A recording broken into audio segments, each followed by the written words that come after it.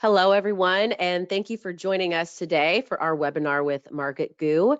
Today's webinar is titled Leveraging Instant SEO Audits into Leads and Upsells. My name is Dara Sweat. I am the social media coordinator for Localogy, and I will be your host for today's event. A few housekeeping items before we begin. This webinar is being recorded and will be circulated to all attendees with the presentation within 24 hours of the broadcast. Questions will be answered during the Q&A session at the end. You can, however, ask questions at any time during the broadcast by using the question window in your control panel. Our speaker today is Jaume Freza, Head of Sales at MarketGoo, and MarketGoo's Marketing Manager, Larissa Murillo, will also be joining, as well as Localogy Analyst Charles Laughlin. Without further ado, I will go ahead and pass this over to Jaume to get us started. Hello, everyone. I hope everyone is doing well. It is a pleasure to be doing this webinar today. As Dara mentioned, this is Jaume Freza, and I'm the head of sales at MarketGoo.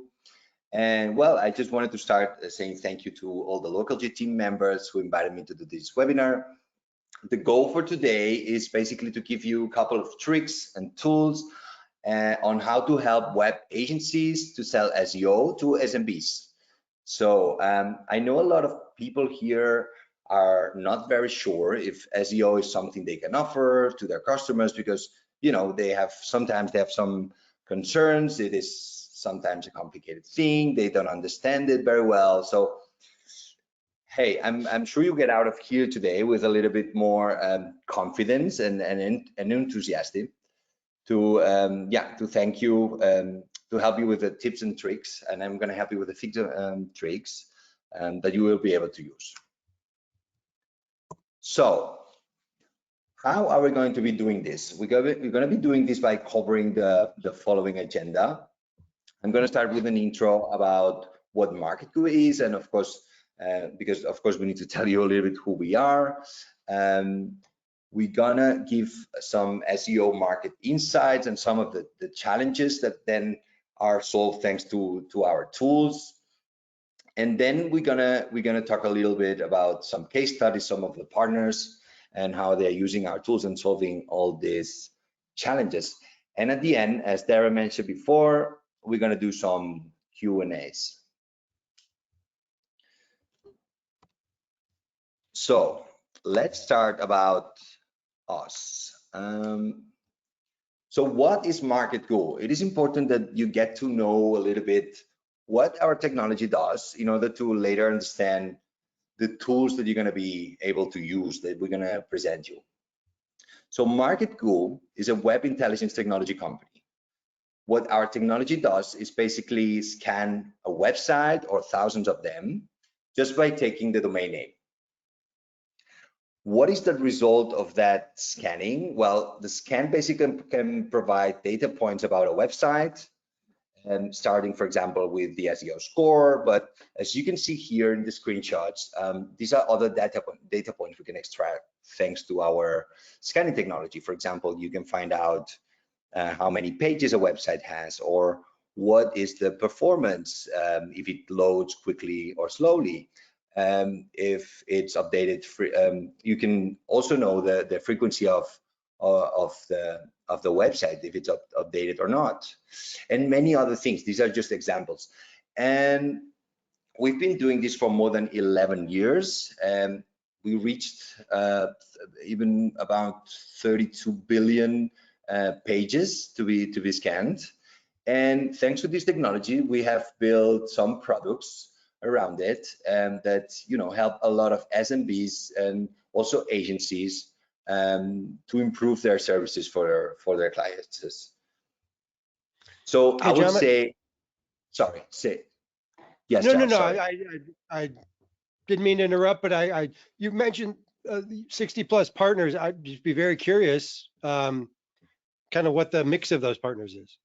Sure. So basically, most of them are a web hosting providers. So any provider you will use to register, for example, your domain name for your website, or you will go out there to have your hosting package to start hosting your website, or for example, you will hire there your email services. So these will be most of our partners, but we also have, and we will talk about some case studies later that are, for example, agencies, digital agencies that have a lot of clients that are SMBs, which they could be providing online marketing services or web services. Okay, and the geographical distribution is worldwide. Do you have a concentration in any part of the world?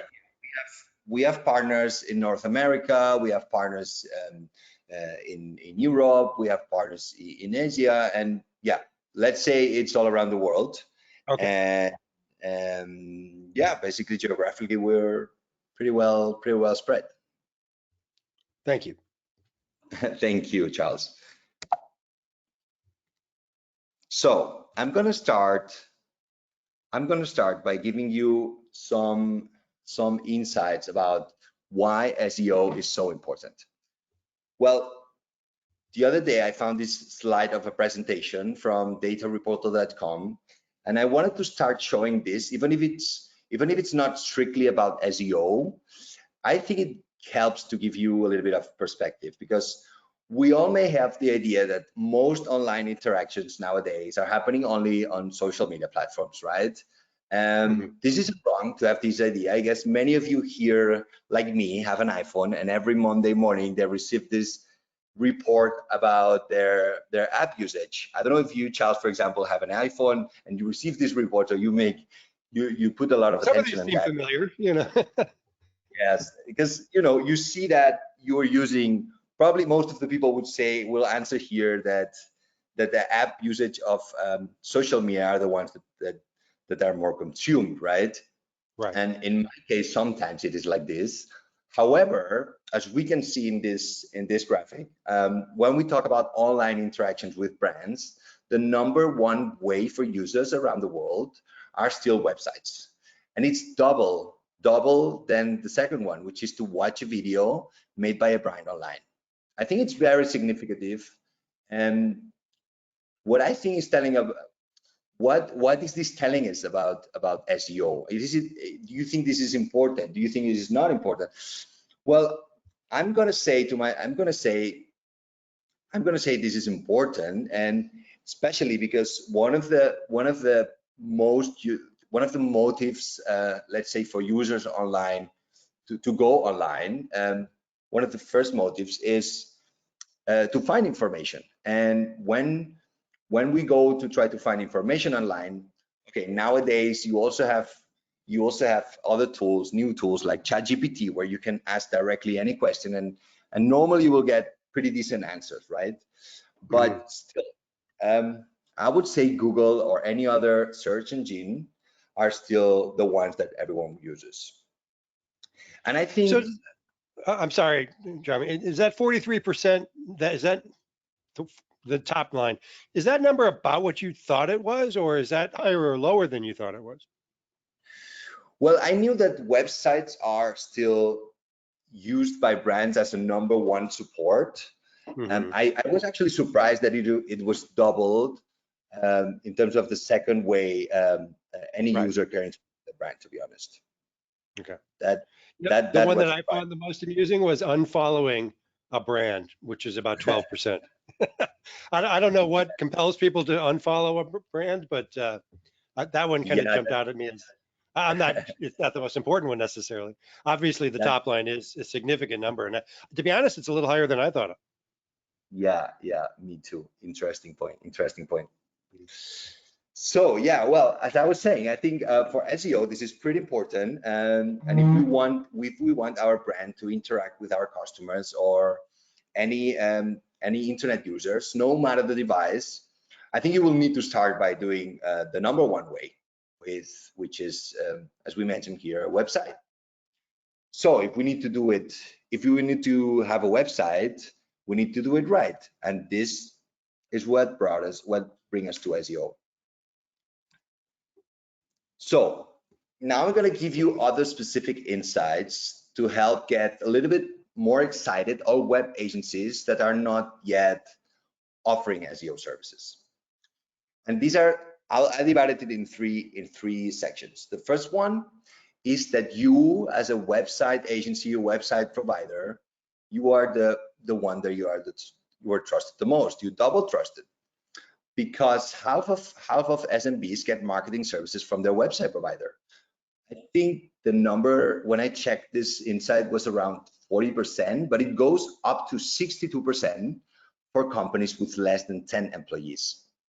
I think that's a significant number to look at, and it tells you that normally any SMB will try to go to the provider that is already giving them the website. So in Spain, we have a specific sentence that it's very. I'm not going to say it in Spanish. I'm going to. I checked this, Charles. Maybe you should confirm if you remember this sentence, but it helps to explain a little bit what I want to say with this. It is better the devil you know than the devil you don't. That's about right. Yeah. That's right. Yeah. Okay, we have a different one in Spanish, but you know what I mean with that. It works in English. Yeah. So of course, what he's explaining is that it's better to try and try to look for someone that you already know, that you rely on for your website, for example, then go and try to find someone else, right? And that's where I see that the potential for web providers by offering SEO services, it's way easier than we think. Mm-hmm. So yeah, I mean, we should try to go out. I'm sorry to interrupt. I'm curious about something. You say half of SMBs get their marketing services from their website provider.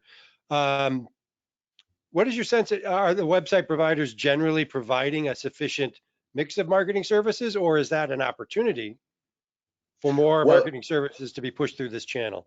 I'm just curious. Exactly. Yeah, exactly. That's the point. It's about the opportunity that website providers can be offering to SMBs. If you are offering a website, and then you can do a mix of content creation, for example, or SEO, which are both attached as well. I think this is a very important point, and you should consider. And I see it, as you mentioned, as an opportunity. Okay. So the second one is about having one partner better than 2 or 3 or 4. So if you are already providing one service as a web provider, or if you're already providing content marketing for one customer, I think they will always prefer to have the same, just in terms of communication, in terms of paying the bills. I think it will always make their life easier, right? And I think we will all agree on this one. This has been said for a very long time, the notion that small businesses don't want to have 7 different apps for 7 different tasks, right? They want to, there's always debate about to what degree do they want that, but there's a general consensus that they would rather not have multiple providers. Exactly. It's always better, and it will give you more opportunities when you are selling when you're selling your agency as a one-stop shop, right? And you have a wide portfolio instead of a short one. I think this is an important one, and that leads me also to the third and last point, the retention. Retention is also very relevant in this point. When we have more than 2 or 3 services, you will always create more stickiness to your clients, because they don't need to go somewhere else to find a specific service they may be looking for. And SEO can be part of this portfolio. So I think we should always consider it in terms of retention. And we've seen this for years, the notion that the more solutions you have embedded in a customer, the less likely they are. That increases the switching costs, so that retention remains higher.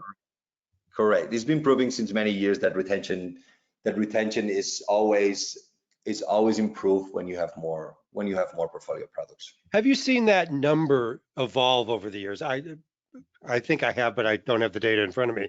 The notion that it was 3 10 years ago, now it's 4. I don't know if that number of services, the optimal number of services embedded into a single customer, has changed.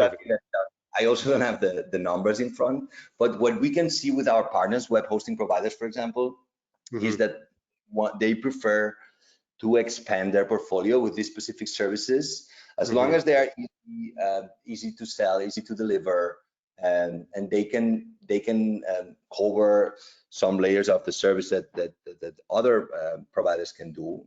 I think it's been growing over the years. Okay. And that we saw it, of course, with the demand of our tool. So if you're an agency and you are still not, you still need more reasons. Here are two more I'm going to give you. I hope this finishes encouraging you and make you feel more comfortable selling it to existing or new clients. The first one is that 55% of small businesses do not include local search optimization in their SEO strategies.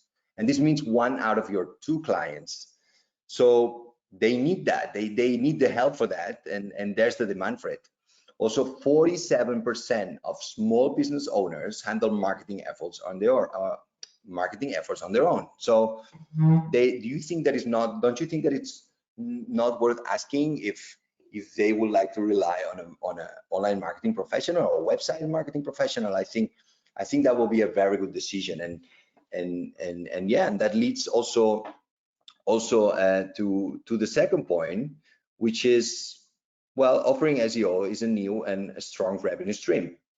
And you can go out and try to sell it. There is demand. We can tell that. We marketgoo as a software solution. We talk to a lot of our partners, and they tell us their attachment rate on the purchase flow when they try to register a domain name, and they also want to buy a hosting package. It goes up to 15%, the attachment rate, when they offer them the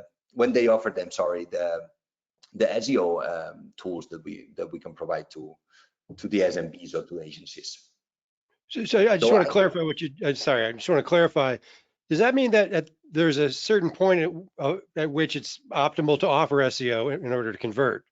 And is that point when the domain is being purchased, when the website is being purchased? Could you talk about at what point is the SMB most likely to be receptive to SEO?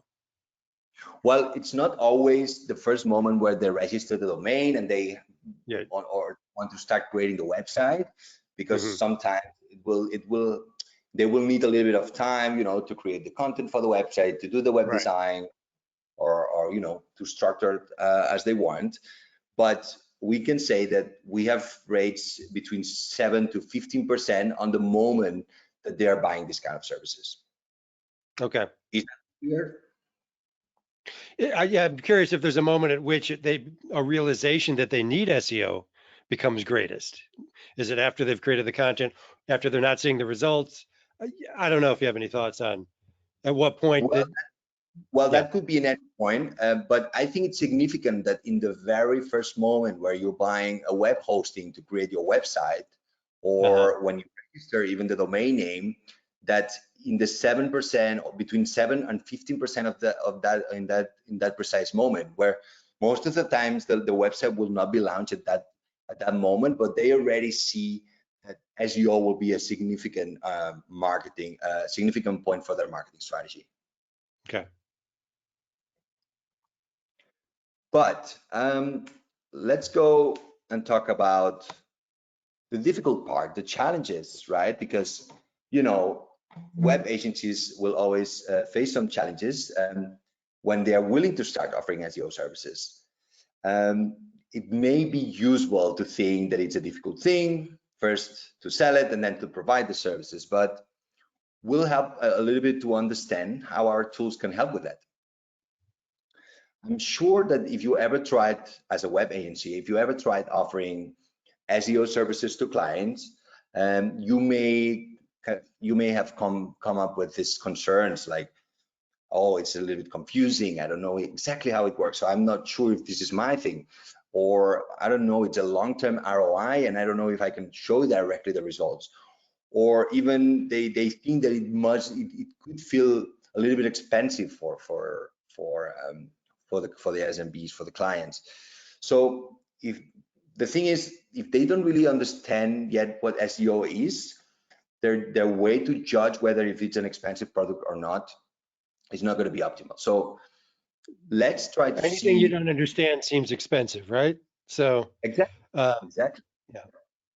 Exactly. So Could you I think talk we a little should bit take. about how overcoming these objections, how you think about overcoming these very common objections to SEO?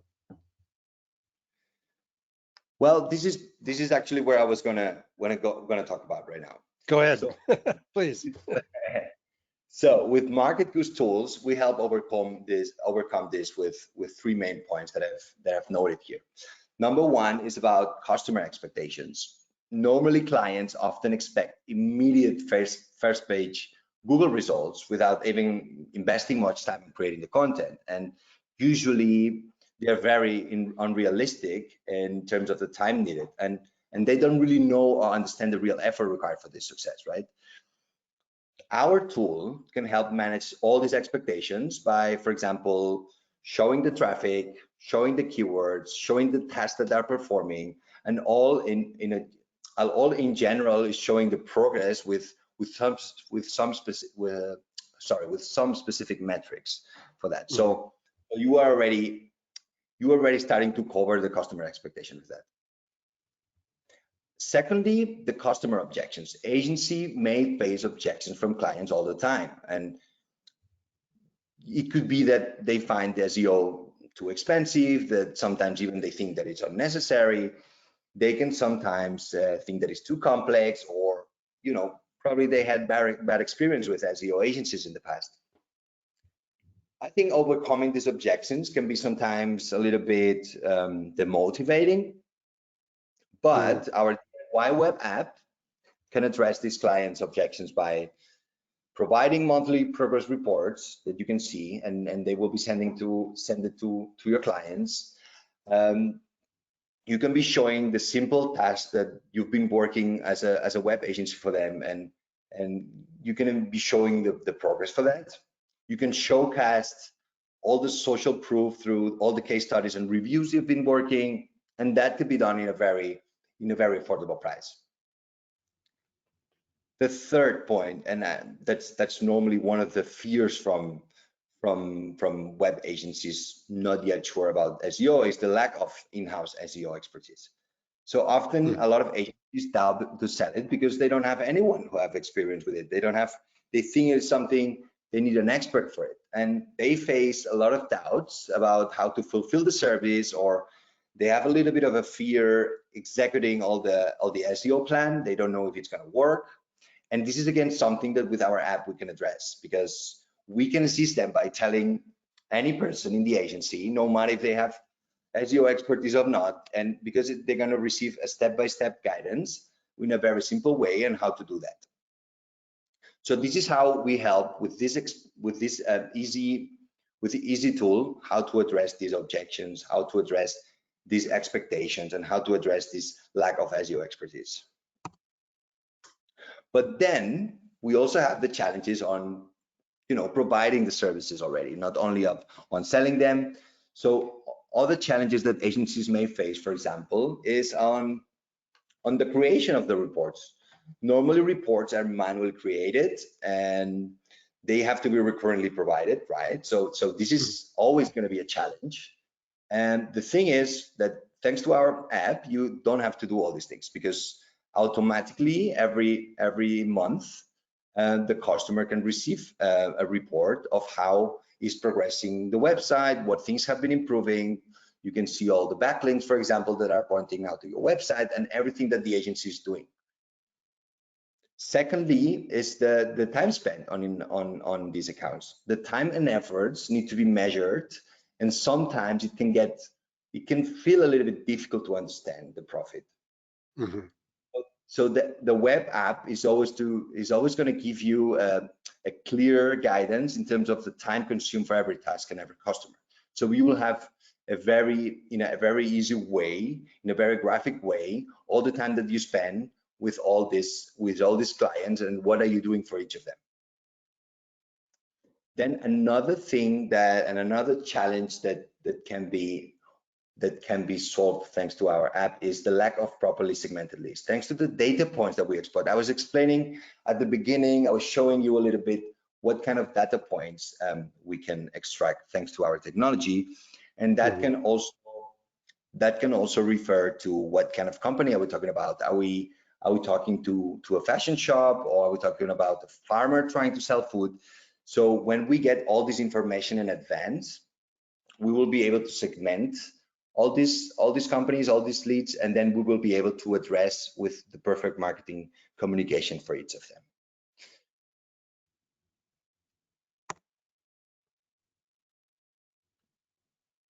So I was drinking a sip of water, sorry.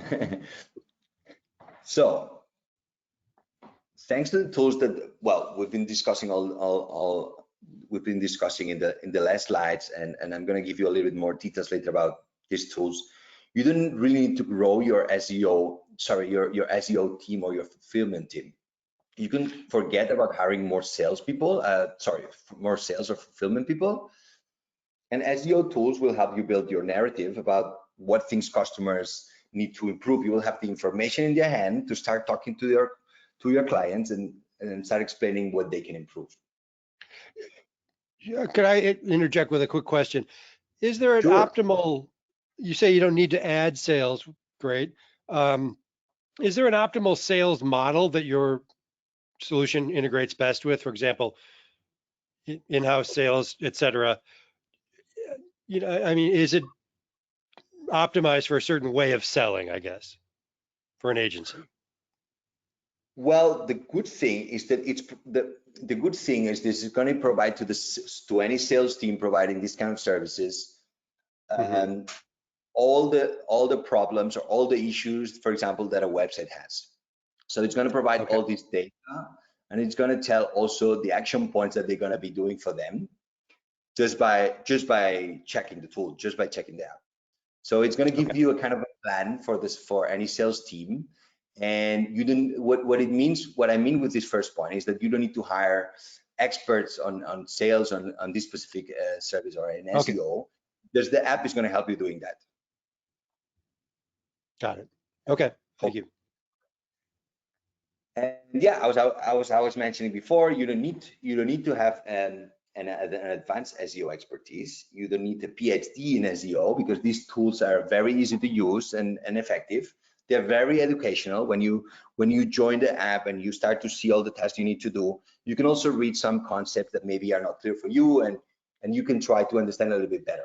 And that's how you're going to be working day by day and learning day by day thanks to the app. And I think, I'm sorry, the third point, which I think it's also very important, is about time. Time is gold, and when you don't have to do manual work, I think that's gonna be an easier life for any person helping clients, right? So these tools are going to automate all these tasks. And you can part of this task, for example, like creation of meta descriptions, can be also automatically done thanks to AI, but also in terms of the automation of the reports that you will not need to create. So that's something that you will also be able to do with your sales team, that you will also need to you will only need to present, but you don't need to do it manually yourself. Okay. So going a little bit more in detail and some of the case studies, I'm gonna explain how they did it and using our tools. Manta is a digital agency in the USA. They were facing mainly two challenges. First, they didn't have a proper website analysis tool that it was easy to understand. They saw all the tools out there were pretty complex, and then when they were having the communication with their clients, it was difficult to communicate all this data and make them understand. So that was the first part, and then the sales team needed something, as I was mentioning, something simple to follow for the daily work. And this work is, and when I refer to this work, this was the work they were doing with receiving the leads of their website and having conversations with them. So I'm going to show you here what they were using, which was the free website report. This is, imagine you are you are a customer of Manta or Boostability, or you are a lead in their website, and you're trying to figure out how you're trying to figure out if this is the proper digital agency for your website. So here they give you the opportunity to fill up with your contact data, also your website URL. You will put it here, and then you can have a first audit of your website, and they can tell you immediately what kind of issues you need to address in your website, what you need to improve. And this information was received or is received by all these account managers. So they have already, with all this information, the segmentation. They know what the company is doing. They know already where they come from, and the most important is that they know already what are the issues that they need to do. So they go on and they call. They have a conversation with these leads, and they explain directly what things they can do better. In terms of numbers, this is the report results. So thanks to this tool of the website report that they installed in their website, Manta started to get 600 leads on average a month, and they grow 21% month over organic leads. But the most interesting part, I think, here is as I was recently mentioning, is the improved customer relationship. Because when every account manager was taking the phone and talking to these clients, they were directly addressing the problems they needed to solve. And this was just by this website scan and having this report in the email of the account manager and starting to talk about this and showing this. And at the same time, the clients were also seeing this report, and they saw the value from the very beginning. So I'm sorry, you're saying that an automated report is generating a higher customer relationship score, I don't know how you score it, than one-on-one interaction had been in previously. So it could be in both. In this case, it could be a client of Manta going to their website and checking the progress of their website. So they do this first check, adding the URL here. Or it could be a new lead going on Manta's website, trying to figure out if Manta is their digital agency, and then they could interact with the tool and start to see all these results. Okay. Yeah. So this is how it would look when you will see the first report. This is just an example, but 89% is how good the SEO score is from any specific website. Then you'll be able to run other scans, other reports month by month to see their progress. So 89, given it's in green, I assume that's considered a good score. Correct. Is there a range, sort of a rule of thumb as to what the minimum good score would be? Is it 80%, et cetera? I don't know if there's a common rule of thumb there.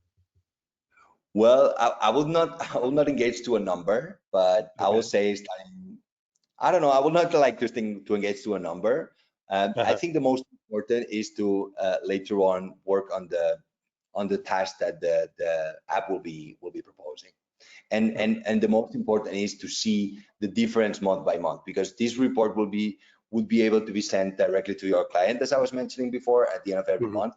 Most important is that you get them to see the evolution month by month. So if December 2023 was 70% and now they see 89%, just by making sure that you perform all these tasks, then you're going to be showing the progress. Right. That's what I will answer. Oh, sorry. Can you? I think Can you still see my screen? I'm having. Yeah. I accidentally touched something I shouldn't. Let me go back just a second.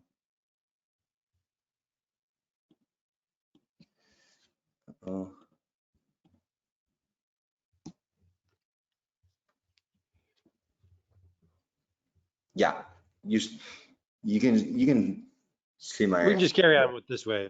Yeah. Yeah. Sorry for that. Sorry for that. Okay. Well, basically, this is the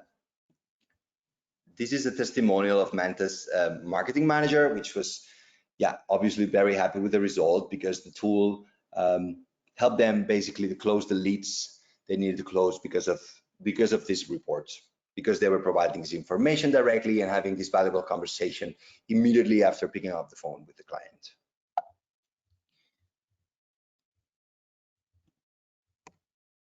So another case study, which is a very similar one, is with Be Digital. Be Digital is a digital agency from Spain, and they were facing more or less the same challenges. And one of the challenges was that sales representative has a very hard time to segment their leads. So we were mentioning before what marketgoo tool does, and basically sales reps can start to analyze all the leads they were getting, and they were scanning the website, and they were able to segment them, and they knew exactly what they needed to be offered to these clients in the first place. So if they needed to improve in terms of security, for example, they were offering a service for securing their website and SSL, for example, or directly the SEO services that they could be helping to improve their website optimization. On the other hand, the prospect was also easier, because they were prospecting the pain points. And as I was mentioning with Mantecate, they will also had the chance to tell immediately what were the things to improve to their leads. So summarizing, marketgoo's impact was basically on the automation of the lead segmentation again, clearing also the customer's website pain points, and automating again all these reports to show this progress. So these were two examples of agencies of our partners that, thanks to our tools, they could be working on these challenges. So I'm gonna give you a little hint now here about our web app, Pro app.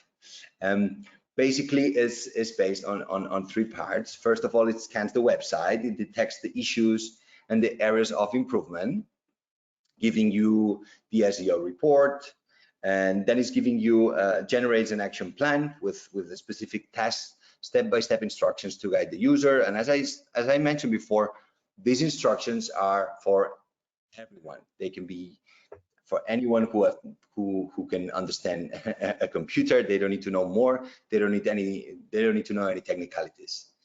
And third of all, the important part of the tool is the tracking of the SEO performance. So you can progress the reporting, you can check all the keywords, how they are ranking each of them. You can also check how your competitors are doing, and you can also monitor the backlink evolution. Now, I'm curious, is the typical user of the app the SMB, the owner of the website, or the agency essentially, or could it be both? It could be both. We have thousands of customers that are SMBs themselves, trying, they have built their own website for generating traffic, or to present their brand, to present their products, or it could be an agency that has, like the cases we were explaining before. There could be a small agency managing 7, 8, or 9 projects at the same time, and we have some of them having, of course, more than one website, and even 10 or 20 websites at the same time. So we can find any, but I would say our long tail are more the SMBs. Okay.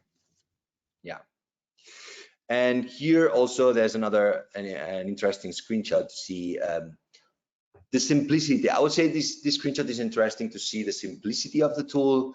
You can see, for example, here the keywords and the position that this keyword is at, and for example here a graphic of all the backlinks. As you can see, it's something you can digest, I would say, Charles. I don't know how you would call it, but it's not with a lot of numbers, a lot of indicators, a lot of graphics. I think it's very easy to read for anyone.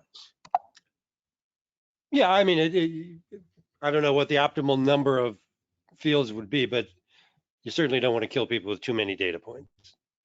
Exactly. That's what we try. We try to make it. We try to make it easy. So, well, one more time, the case of B Digital's testimonial. This was also another representation, as was described before in the challenges.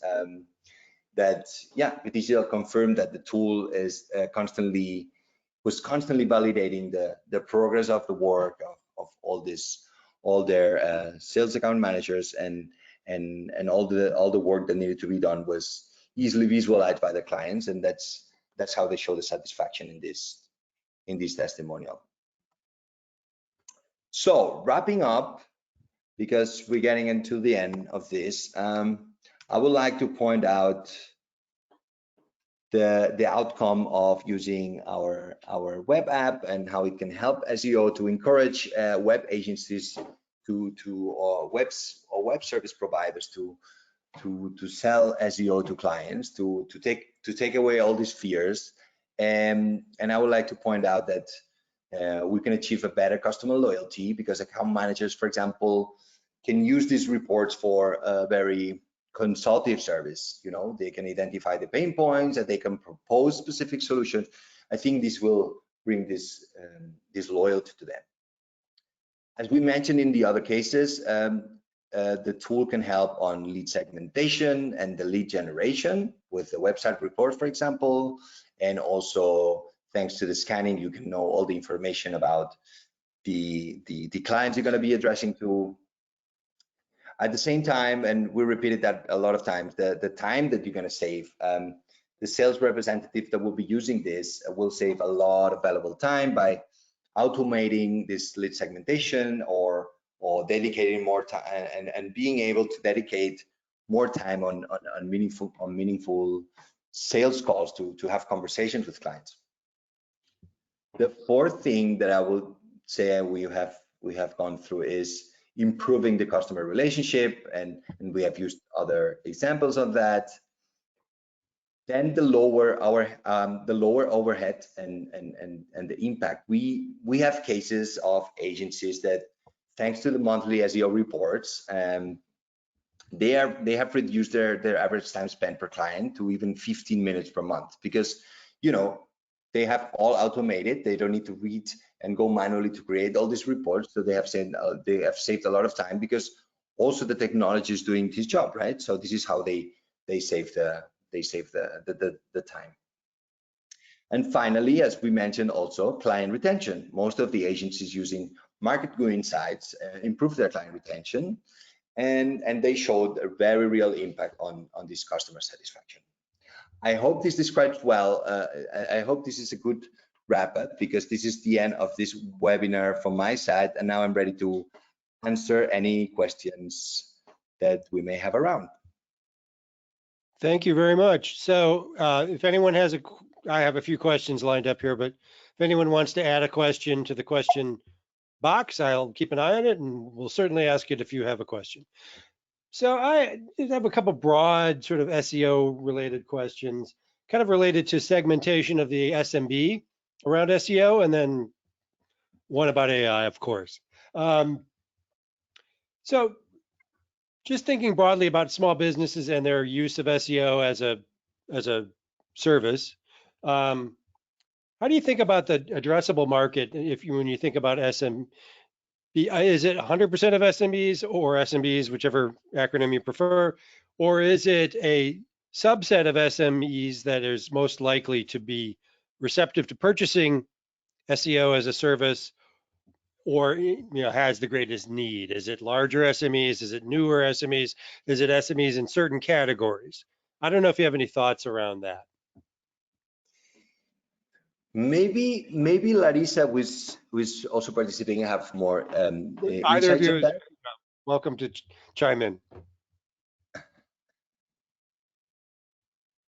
I mean, I don't have specific insights on that, but maybe you don't Larissa have to have numbers, just thoughts. Yeah. I'm sorry, Charles, could you repeat the question? Well, essentially, it's kind of the segmentation of SMEs is often seen as this giant blob of small businesses, but it's actually quite distinct within once you start chopping it up, so to speak. you know, there are larger businesses, newer businesses, businesses with younger owners, businesses with owners near retirement. There are home services businesses, there are restaurants, et cetera. And I wonder if there's any distinction among those different segments in terms of need and receptivity to purchasing SEO as a service.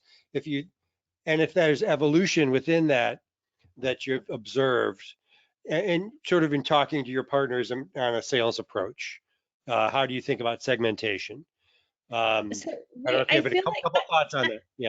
Yeah, that's a really good question. So, I mean, as you know, SMBs is such a like fragmented market. It's like very Right. hard to segment them properly. I'd say that we have seen larger websites have success with less advanced, less complex SEO tools like ours. Yeah. But definitely we see the users that have the most success are the ones who are willing to put in the hours, of work of like updating their websites, creating content. Right. And I guess larger SMBs, when we start talking about e-commerce sites and everything, we see that they rely much more on, like web pros and agencies to do that fulfillment for them. And our tool is perfectly capable of serving those segments. But we do see more degree of usage of the tool in between like smaller solopreneurs, or like very Gotcha. less than 10 employees. Okay, great. That's a great answer. Thank you. Now, sort of taking that another step, AI content creation tools have become quite a thing over the last, I don't know how long, but recently, let's just say.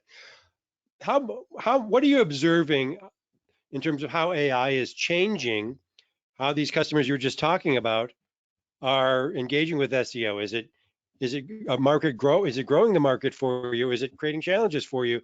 How is AI changing not only your customer segments, but how is it changing how you go to market?